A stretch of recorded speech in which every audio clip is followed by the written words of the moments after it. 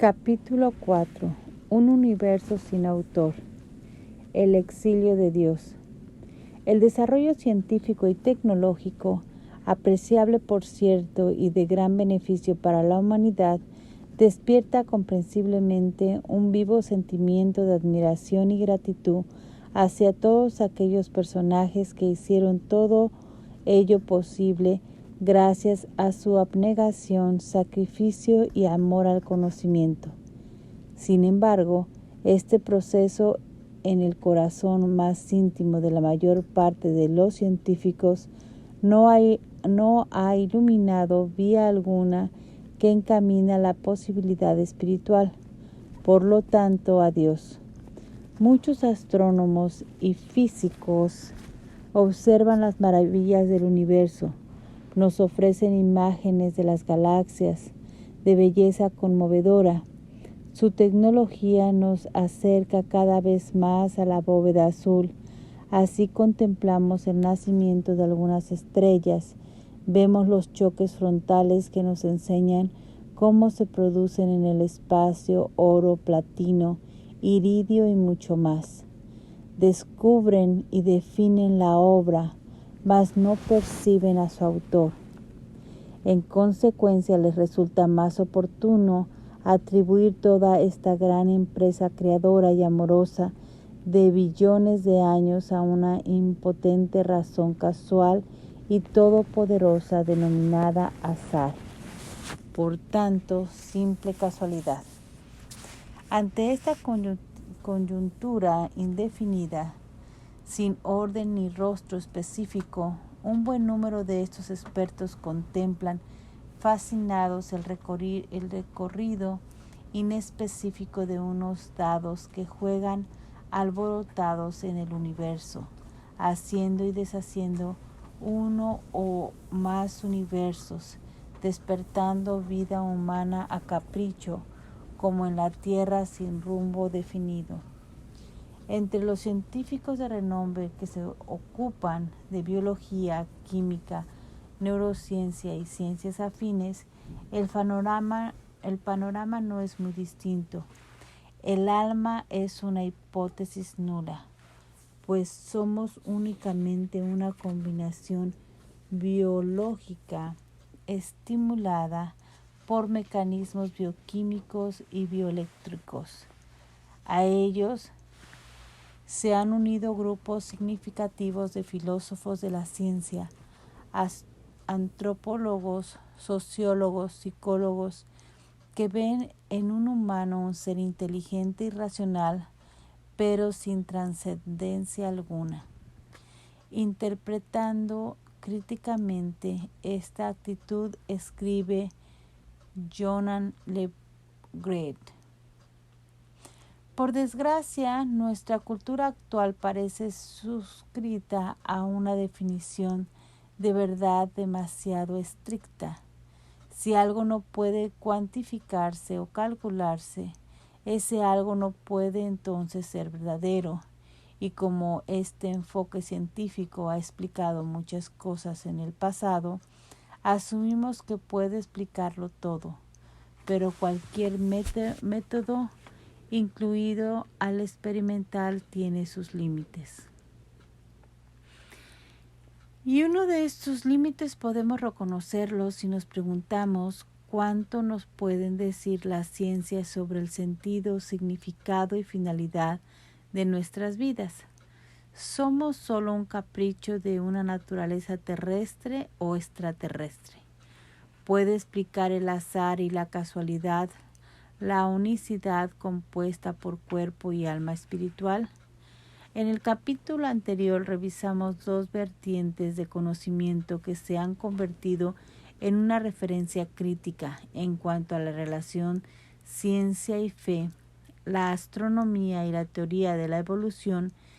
En este capítulo examinaremos el pensamiento de algunos representantes que han centrado su atención en la astrofísica. Steven Weinberg. Existen muchos físicos de referencia, pero la obra de este premio Nobel de 1979 se ha nutrido de hallazgos muy significativos relacionados al origen del universo. Tuve ocasión de escucharlo en Roma en el Concilio Nazionale delle Ricerche, Consejo Nacional para la Investigación, donde presentó una síntesis muy significativa de sus teorías. En la traducción italiana de su principal trabajo, al que tuve acceso entonces, a I primi 3 minuti, describe prolijamente el mundo de las partículas que conforman la materia y cómo sobre esta base se desarrolló el imperio cosmos. Por otra parte, nos ilustra bellamente sobre la expansión del universo pronóstico teórico que fue confirmado en el año 2011, cuando los científicos Saul Permatur, Brian Schmidt y Adam Ries, estudiando supernovas y explosiones estelares, demostraron que el universo se está expandiendo a un ritmo cada vez más veloz y que perseverará en su expansión hasta siempre, y según Perlmutter, no hay masa suficiente en el universo para que la gravedad pueda frenar o detener la expansión. Por este aporte al conocimiento cosmológico, los 3 investigadores fueron galardonados ese año con el Premio Nobel de Física. ¿Qué sorpresas escondidas tendrá todavía el cosmos, si lo visto hasta ahora, en pocas palabras, nos muestra tanto del universo inconmensurable y mucho más? Si tomamos en cuenta un informe de la NASA el 10 de mayo del 2016 anunciando que la misión Kepler acababa de efectuar uno de sus mayores hallazgos, identificando fuera del sistema solar nada menos que 1.284 nuevos planetas. ¿No es para quedar seducido ante la creación más y más? Para el desarrollo de su obra, Weinberg explica que le fue de gran referencia el gran descubrimiento realizado en el año de 1965 sobre el fondo de la radiación cósmica de microondas, la información que probaba un inicio en la creación del universo. Para este investigador, la explosión primigenia no arrancaba, como a veces pensamos, en el centro de un centro determinado con ulterior expansión, sino que era algo que se verificaba en todas partes, en el espacio de un universo finito y también infinito, replegado sobre el mismo como podría imaginarse en la superficie de una esfera, partículas elementales en agitación extrema que la misma incandescencia del sol haría pensar a una cálida brisa. Me detuve muchísimo tiempo en el capítulo 5, que debía leer y releer. Ahí estaba lo más significativo de su material, y yo esperaba que su lectura y análisis me llevaría a un conocimiento que empezaba a inquietar mi mente, suscitando intensa emoción. Los inicios que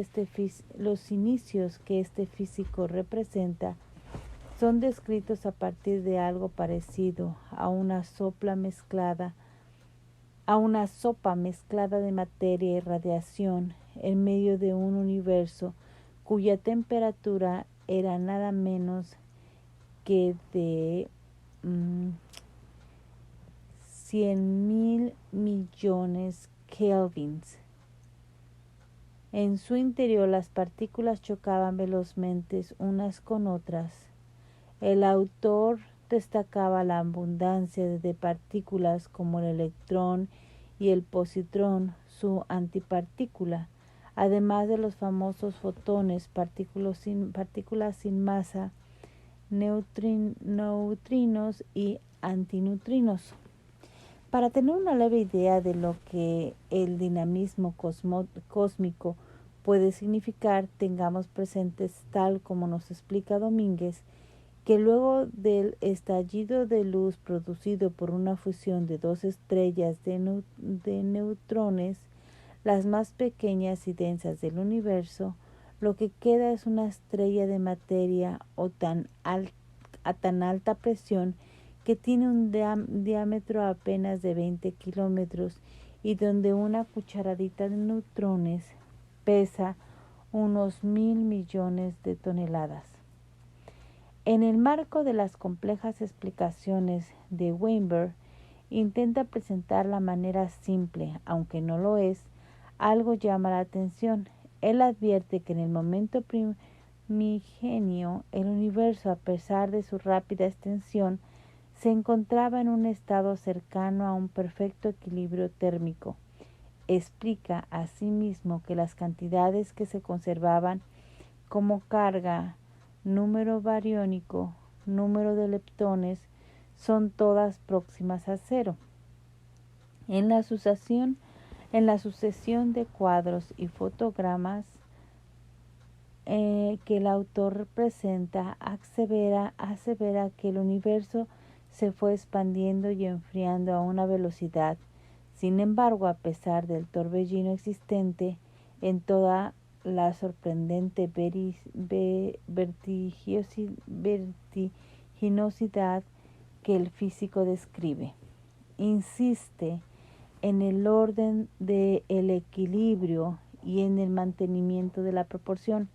Existen tantos neutrinos como antineutrinos y de una misma manera positrones como electrones, algo que iría cambiando pero manteniendo siempre un equilibrio que permite que los hechos se sucedan sin desaparecer o destruirse.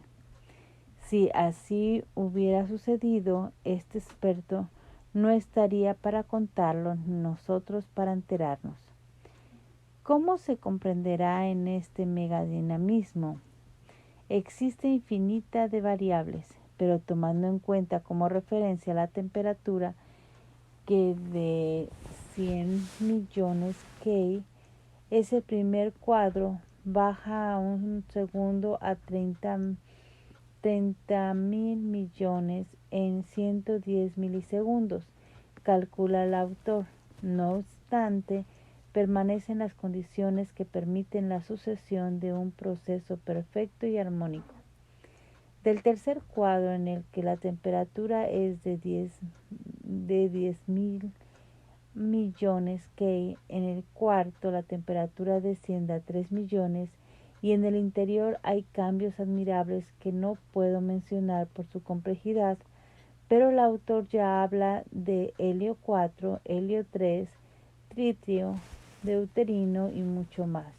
Lo importante es entender que a pesar de los cambios dramáticos que se van sucediendo, el proceso continúa en orden. En el quinto cuadro la temperatura es de 1.000 millones K. Para tener una idea mayor de su significado, los expertos explican que esa temperatura es 70 veces más caliente que aquella calculada en el centro del mismo Sol. Tiempo transcurrido 3 minutos y 2 segundos. Todo ello llevaría a la conformación de núcleos complejos como los que hoy observamos en nuestro extraordinario cosmos, adornado por galaxias colosales, variedad de estrellas y un sistema solar donde también encontraría su lugar nuestro mundo. ¿Puede atribuirse todo esto a una mera casualidad? Volví a quedar fascinado por esta lectura. Imaginé el ámbito etéreo para mi ojo desnudo, un universo poblado de dinamismos invisibles capaces de hacerse visibles gradualmente. Pensé en la velocidad de la luz tan vertiginosa, con sus 300.000 kilómetros por segundo, capaz de llegar a la luna en 1.33 segundos y al sol en 8 minutos. Ante lo extraordinario para mí empecé a divisar la mano de Dios. A partir de esta publicación ya antigua, encontré un importante complemento de los estudios de Mark Twain. Al cabo de un microsegundo, los quarks se combinaron en hadrones, principalmente protones y neutrones, mientras que las ingentes cantidades de materia y antimateria se barrieron mutuamente y dejaron solo una milmillonésima parte del material original junto a vastas cantidades de rayos gamma. Aproximadamente un segundo después del nacimiento del universo, la temperatura bajó lo suficiente como para cristalizar los incesantes neutrinos de los fotones. La nucleosis comenzó por entonces con los protones y neutrones uniéndose para formar los núcleos del helio, deuterio y litio. 10 minutos después, la materia estaba formada por 3 partes de hidrógeno por una parte de helio. El universo crecía a pasos agigantados y al cabo de 2 horas había desaparecido la densidad de los neutrones para que se formaran núcleos más pesados. Cuando el universo tenía 377.000 años, se enfrió lo bastante como para establecerse en órbitas alrededor de núcleos atómicos y durante los 100 millones de años siguientes todo quedó sumido en la oscuridad mientras la inmensa nube ionizada de hidrógeno y helio se expandía. Al final, pese a todo, los fotones se liberaron del plasma, los cielos se hicieron transparentes y el joven universo se reveló con todo su esplendor en recién nacido. Con este Big Bang, hasta donde se sabe hoy, todo empezó. La lectura de los primeros 3 minutos me había conmovido y fascinado, pero otras frases del autor, cuya convicción espiritual no conocía, me sorprendieron, congelando mi naciente entusiasmo. Es muy difícil darse cuenta de que todo esto es solo una pequeña parte de un mundo extremadamente hostil.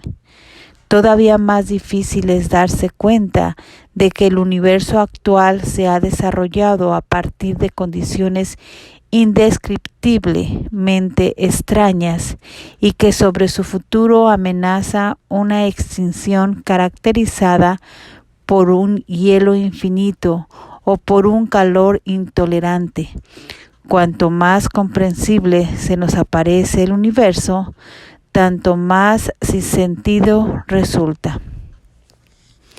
Descubrí entonces aquello que unía a la mayor parte de sus colegas, la mecánica, el universo sin rostro del Creador.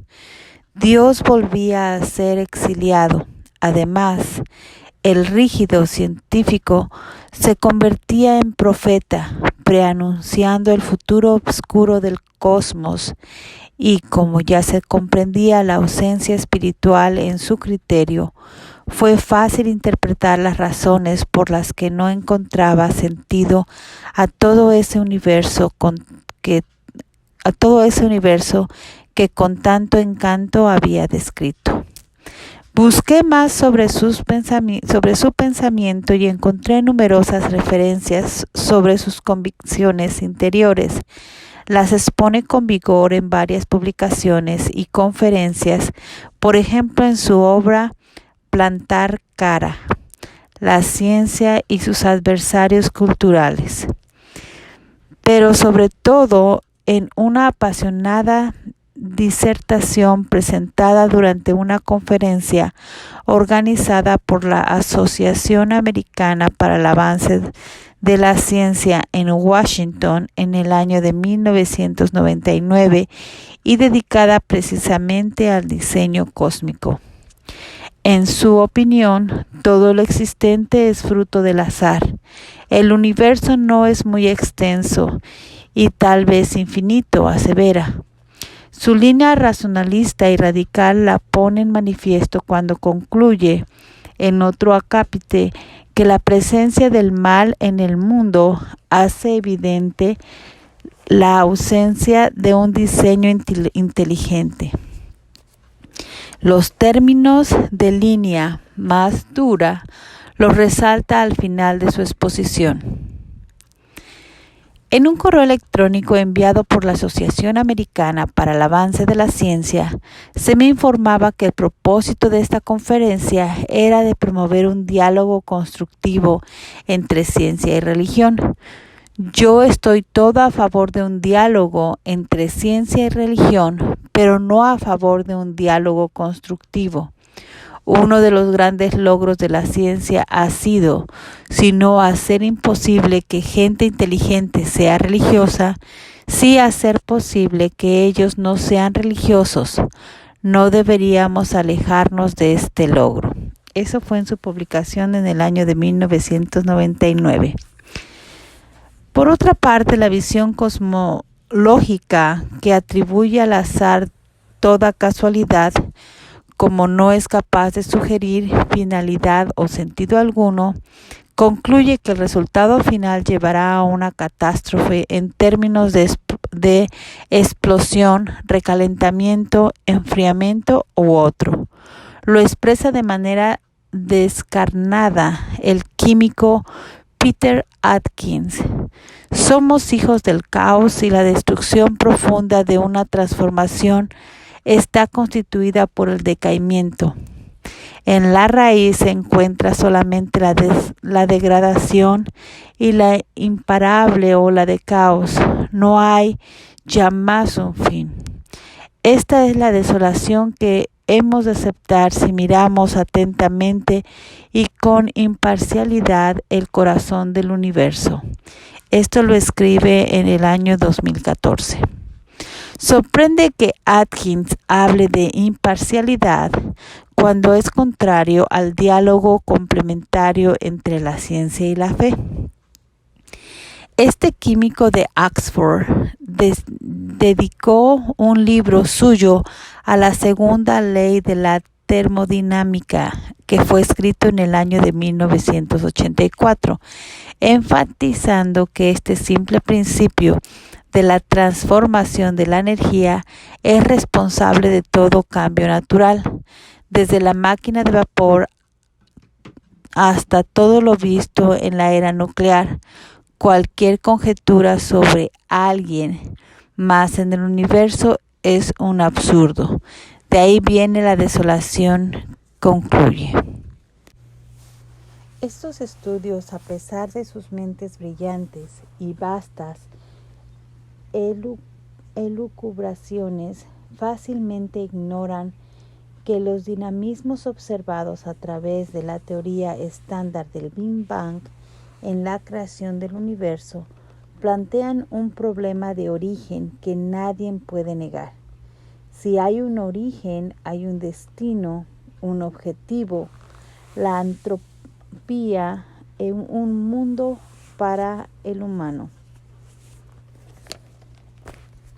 A pesar de constatar en estos y otros autores consultados el exilio de Dios de su propio universo definido por seres de él mismo, que él mismo había creado, no vi inhibido mi deseo de indagación. La visión precavida de Chesterton en el año 2011 ya me había prevenido cuando explicaba que cuando el escepticismo se instala en divagaciones que no tienen contornos precisos, el destino llevaba a un hundimiento en la indeterminación y en la inconsciencia del campo. Pienso en la humanidad y sorpresa del salmista que se plantea el interés de Dios por el hombre. Comprende su pequeñez y finitud, algo que en la lejanía espiritual muchos científicos no pueden captar. Es por eso que se atreven a expulsar al Creador eterno de su propia creación, olvidando que son seres inteligentes y sus días están contados. Señor, ¿qué es del hombre para que de él te acuerdes? ¿Qué es el hijo de Adán para que en él pienses? El hombre es como un soplo, sus días como la sombra que pasa. Salmo 144. Este panorama debería motivar al pensador católico e interesarse mayormente en promover diálogos complementarios entre la ciencia y la fe, pues el resultado muestra que ese campo no está suficientemente trabajado. La nueva evangelización debería ser una emergencia en este ámbito de pensamiento, pero para eso se requieren profesionales muy bien formados en el conocimiento, convencidos y amantes de la verdad cristiana, además de comprometidos alma, vida y corazón. El Big Bang y George Lemaitre, sacerdote y físico. Pero era hora de llegar al núcleo de la cuestión, el famoso Big Bang. ¿Por qué? Porque la teoría nos lleva desde un punto de vista científico a uno de los instantes más cercanos de la explicación del origen del universo. Viene a mi mente la cita con la que se abre el libro de los libros, la Santa Biblia. En el principio creó Dios el cielo y la tierra. La tierra estaba vacía, la oscuridad cubría el abismo, y el Espíritu de Dios se movía sobre las aguas. Génesis capítulo 1, versículo 1 y 2. Alexander Alexandrovich Friedman, en el año de 1993, de nacionalidad rusa, ya en el año de 1922, consideraba que los conceptos de Einstein sobre la naturaleza del cosmos llevaban a sugerir que el universo se expandía. Alguien luego pensó, si el universo se expande, en algún momento tuvo que estar contraído. Grata fue mi sorpresa cuando aprendí que esta original intuición provenía de un sacerdote católico belga, George Lemaitre, quien en un artículo publicado en mayo de 1931 en la famosa revista Nature, sostenía que el universo vio inicios a partir de una explosión de algo que él denominó átomo primitivo o huevo cósmico. Luego de modificaciones de desintegración nuclear, dio lugar al universo que hoy conocemos, sujeto a un dinamismo de expansión. En las palabras del mismo Lemaitre, quisiera exponer su sentir.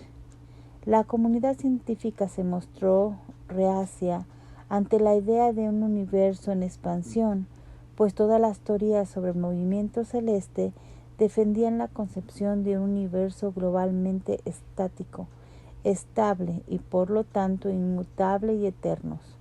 Por su parte, Einstein, que compartía este pensamiento filosófico con Aristóteles, se irritó al conocer los trabajos de The Sister de Friedman y el mío en el año 2010 en la página 59 y 58 y 59.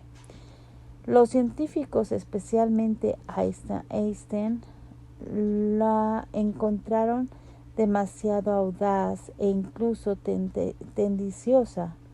No, eso evoca demasiado a la creación, nos dice en la página 68. Por su parte, Rivers, en 1966, revela que Einstein al principio no solo ignoró la conjetura del sacerdote investigador, sino que también la calificación de abominable.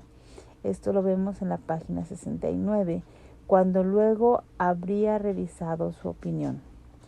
No era del agrado de muchos que un sacerdote concibiera con argumentos únicamente científicos la posibilidad de un comienzo en el universo. Al respecto, el religioso y científico escribe: se produjo una situación inversa a la que sufrió Galileo, así como Galileo Galilei fue acusado de entrometerse en los asuntos teológicos. Por otra parte, de algunos eclesiásticos al defender que el heliocentrismo no era contrario a las Sagradas Escrituras, yo me convertí en sospechoso para los científicos, pues pensaban que intentaba introducir en la ciencia la creación divina. Lemaitre explicó tácticamente, como corresponde a un científico objetivo, que jamás tuvo esa intención, pues estaba convencido de que por medio de la fe y de la razón, aunque por caminos diferentes, se puede llegar a la verdad.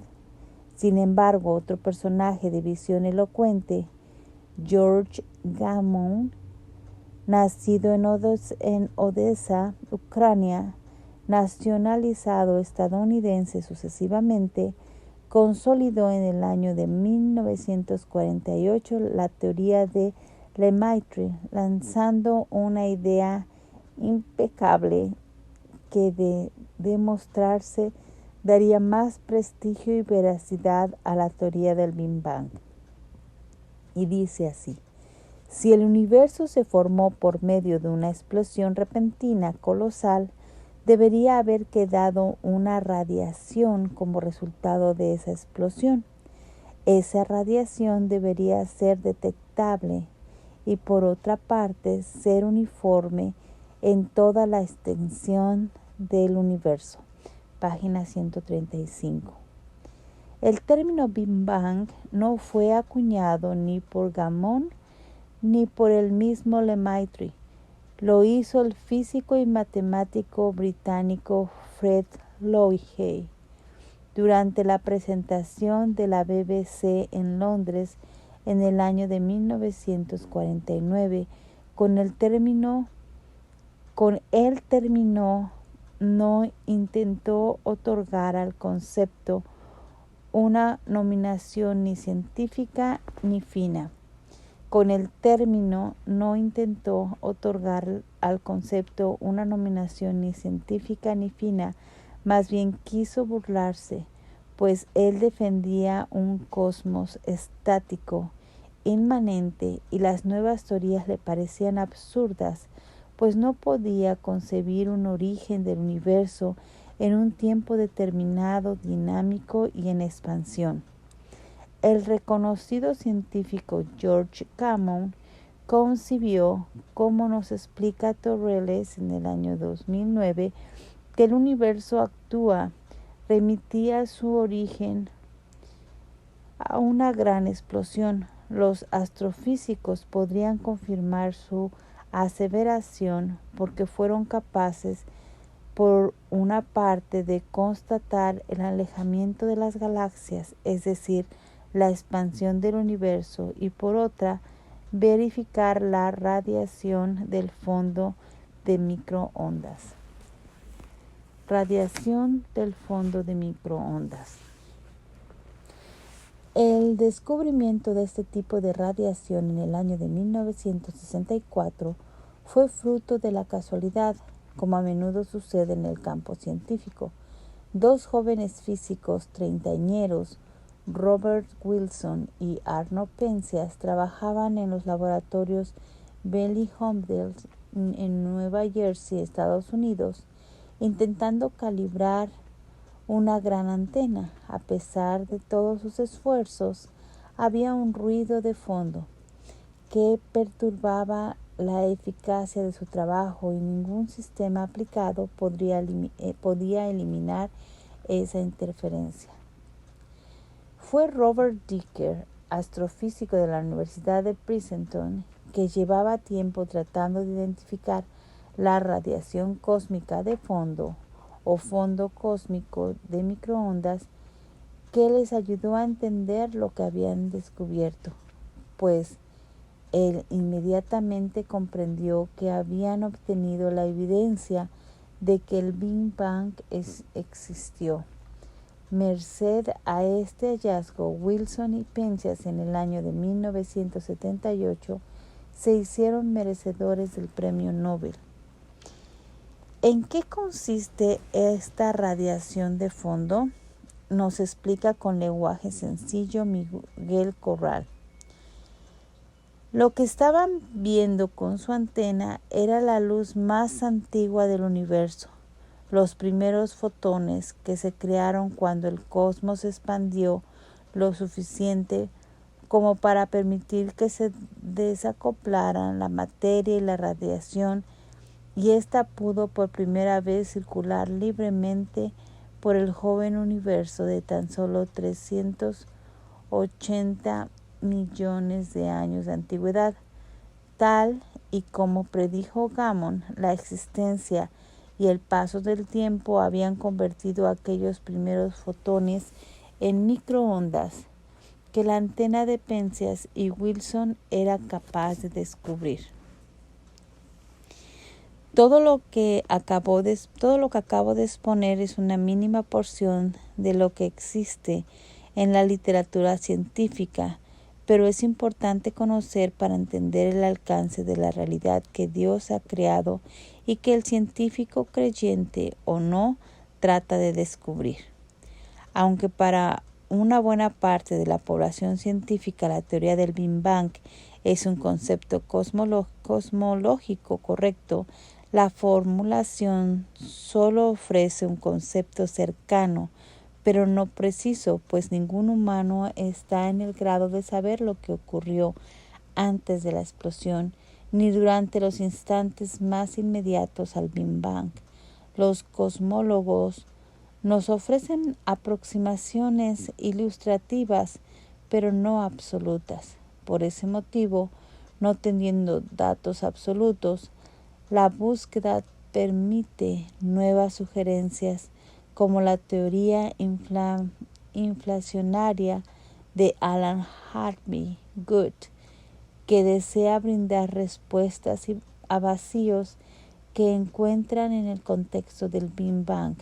Otros científicos como Martin Rees, Andrew Lin o el ya citado Steven Heisenberg sugieren que nuestro universo es simplemente un pequeño islote dentro de los brazos de un inconmensurable universo. Físicos del CERN, el universo no debería existir. Dentro del marco del fine-tuning, una reciente noticia de octubre del año de 2017, publicada en la revista Nature, la más importante de información científica, ha vuelto a llamar la atención sobre estos extraordinarios enigmas que rodean la creación del universo y que los científicos no creyentes insisten en remitir a simple casualidad. El artículo al que hacemos referencia lleva la firma de 17 científicos del Consejo Europeo para la Investigación Nuclear, y su contenido, además de actualizarnos en lo más reciente de investigación en este campo de saber, enriquece los criterios que presento en esta obra. ¿Por qué estos físicos afirman que el universo, por ciertas condiciones que ellos indagan, no debería existir? La respuesta es compleja, pero el concepto fundamental no es difícil de comprender. Como vimos al hablar del Big Bang, la explosión inicial que dio lugar al nacimiento de nuestro universo generó la misma cantidad de materia y de antimateria. En opinión a los expertos, ambas son idénticas, aunque no cargas aunque con cargas eléctricas opuestas. Por lo tanto, para poseer la capacidad de mantener la simetría entre ambas, materia y antimateria, deben destruirse en el momento que entran en contacto, cosa que no sucede, pues de lo contrario nada del mundo que nos rodea existiría. ¿Cómo es que la materia pudo imponerse sobre la antimateria? ¿Acaso 1 menos 1 no es igual a 0 como lo plantea Nieves con todo criterio?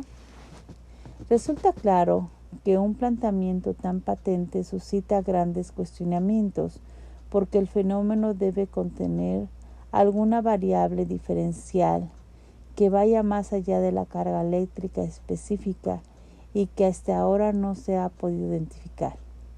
Deseosos de comprender estos paradigmas, explica Christian Smora, en los laboratorios del CERN han realizado una investigación centrada en una medición más precisa del momento magnético de un antiprotón, es decir, el número que mide cómo reacciona una partícula ante la fuerza magnética. El resultado pone en evidencia que el número es justamente el mismo que el del protón. Con ello, la incógnita permanece. ¿Qué o quién detrás de todo ello? ¿El azar? ¿Dios y su inconmensurable misterio pletórico de sabiduría? Con comprensible sorpresa declara el doctor Christian Smora, físico del CERN. Todas nuestras observaciones han hallado una simetría completa entre materia y antimateria, y esa es la razón por la que el universo no debería de existir. Los cielos cuentan la gloria de Dios. De los autores consultados por su trayectoria científica, la mayor parte no admiten la dimensión espiritual. Por lo tanto, los que se deleitaban observando las maravillas interestatales no reconocían a Dios. Sus sofisticados telescopios escrutaban sus maravillas, pero a su creador no lo encontraban. No comprendían por qué el autor sagrado había escrito: Él habita en el orbe terrestre. Él expande los cielos como un toldo y los despliega como una tienda habitable. Isaías 40:22. Tampoco tomaban en cuenta las ilustrativas palabras de Pablo, porque lo invisible de Dios desde la creación del mundo se manifiesta a la inteligencia a través de sus obras, su poder eterno y divinidad. Romanos 1, versículo 20. El gran libro Hechos de los Apóstoles habla de hechos, no de ficciones o imaginaciones, pero ¿cuál es su acogida? Sobre esta ceguera cognitiva ya escribió frases oportunas el profeta Isaías. El buey conoce a su dueño, el burro el pesebre de su señor, pero Israel no me conoce, mi pueblo no comprende. Pero no solo ese pueblo y en ese tiempo desconocerían a Dios. La misma actitud es una constante en numerosas poblaciones. Pablo, en la primera carta a los romanos, escribe frases cuyo contenido merecen profunda reflexión. De hecho, lo que se puede conocer de Dios se le presenta de forma manifiesta, porque fue Dios mismo quien se lo manifestó. Pues desde la creación del mundo y mediante las cosas creadas se pueden percibir las cualidades invisibles de Dios, su poder infinito y su divinidad. No obstante, algunos personajes no reconocen a Dios en lo creado, se envanecieron en sus razonamientos y terminaron por oscurecer su insensato corazón. Se jactaban de ser sabios y resultaron ser necios, pues cambiaron la gloria de Dios inmortal por imágenes de un hombre mortal, de aves, cuadrúpedos y reptiles. En la actualidad el criterio, al menos en el campo científico, se ha hecho extremadamente crítico. Se realizan hallazgos extraordinarios, pero el autor de todo es ajeno a la obra. Se cree más en el azar y en la casualidad, como lo sugiere el premio Nobel Jacques Modo, entre otros. Creyentes y no creyentes tienen sus razones, unos aceptan una verdad, otros la suprimen o la niegan. Es difícil una unicidad de pensamiento y hay que despertar la libertad de elegir, aun cuando ésta conduce a muchos a la ceguera voluntaria.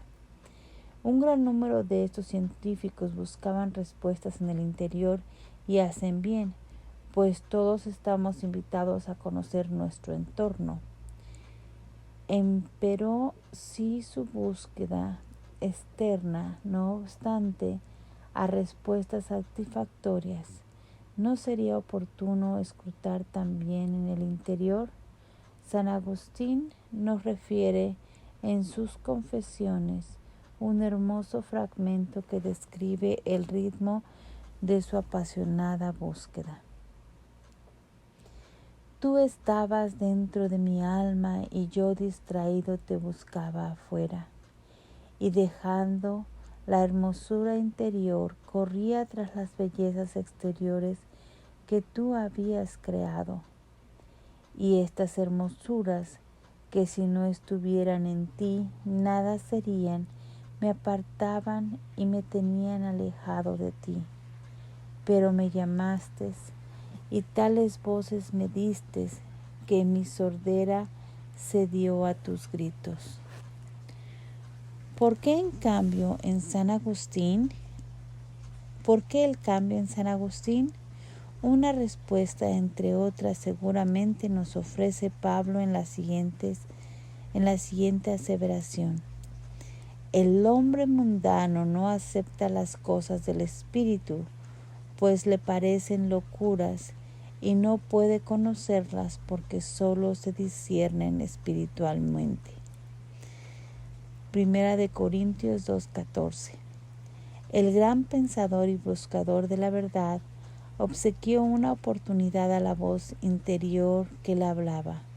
Por eso podemos hablar con personas cultas, incluso bien dispuestas a entender nuestros argumentos de fe, pero si no se abren al espíritu, todo se detendrá en una labor intelectual netamente neural, racional, de contenido cerebral. Repito, pero si no se abren al espíritu, todo se detendrá en una labor intelectual netamente neural, racional, de contenido cerebral. Afortunadamente, no todos se encierran a la magnificencia que descubren y se abren a la voz del espíritu.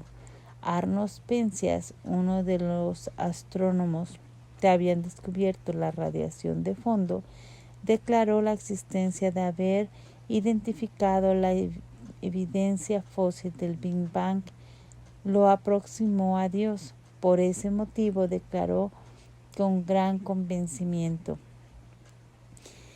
la astronomía nos conduce a un evento único, un universo que fue creado de la nada, uno con el delicado equilibrio necesario para proporcionar exactamente las condiciones necesarias para permitir la vida, y uno que tiene un plan subyacente, podría decir un plan sobrenatural.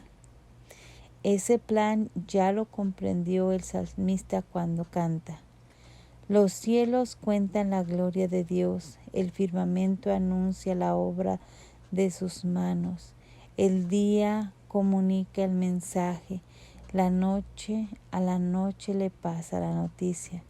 sin hablar y sin palabras y sin voz que pueda oírse, por toda la tierra resuena su proclama, por los confines del orden sus palabras.